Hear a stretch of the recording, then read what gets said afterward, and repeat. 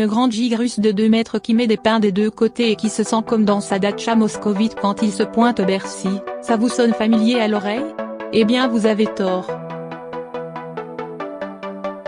Keren Khachov ne partage pas grand-chose avec ce joyeux luron de Mara Safin, en dehors d'un revers délié et d'un exil précoce pour aller bouffer de la terre en Catalogne. Le gars est beaucoup trop équilibré pour ça. À peine 22 berges qu'il pense déjà à remercier sa femme, laquelle n'a pas pu faire le déplacement jusqu'à Paris. Oui, Keren est déjà pris, ce qui a arraché cette anecdote riante de Paul-Henri Mathieu. Croisé dans les coursives, Mara n'était pas mariée à 22 ans, il ne l'est toujours pas d'ailleurs. Trop occupé à profiter de la vie. Pas de joie ostentatoire après la victoire. Jamais trouvé un mot de l'idole de nos années 2000 à propos de Khachov. Pour ce qui est de la réciprocité des sentiments, c'est un peu moins obscur. Le tombeur de Djokovic reconnaît sans peine qu'il a grandi en admirant les exploits de son aîné. Il n'y avait d'ailleurs que lui pour se souvenir des adversaires battus par Safin en finale de Bercy, un tournoi qu'il a remporté 3 fois. Filipoussi, Hewitt et Stepanek. Sinon, on cherche encore de quoi alimenter la comparaison. Guy Forget, le directeur du tournoi, tente bien le coup des similitudes de personnalité. Comme Mara, Keren est un garçon attachant, très généreux, très apprécié de la part des autres joueurs du circuit. Un peu maigre. Autant Safin était connu pour son caractère volcanique sur et en dehors du court, autant son potentiel successeur est un modèle de tempérance. Le garde a désossé Djoko, certes émoussé par son match Girl-Femme contre Federer, et il a fêté ça comme si c'était un tournoi de kermesse à Pitaigorod. Je ne pleure pas mais je suis très content. Je me sens bien, merci. Ce n'est pas normal évidemment, c'est un de mes plus gros titres, la consécration d'une très bonne saison.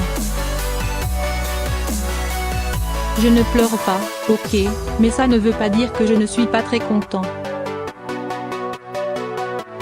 Intérieurement, alors, même la teuf de victoire dans l'intimité du Players manque de la folie safinesque des grandes heures.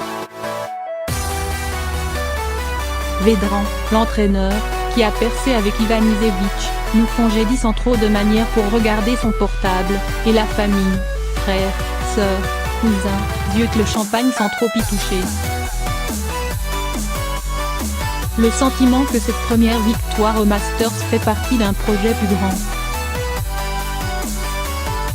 Forget est bluffé.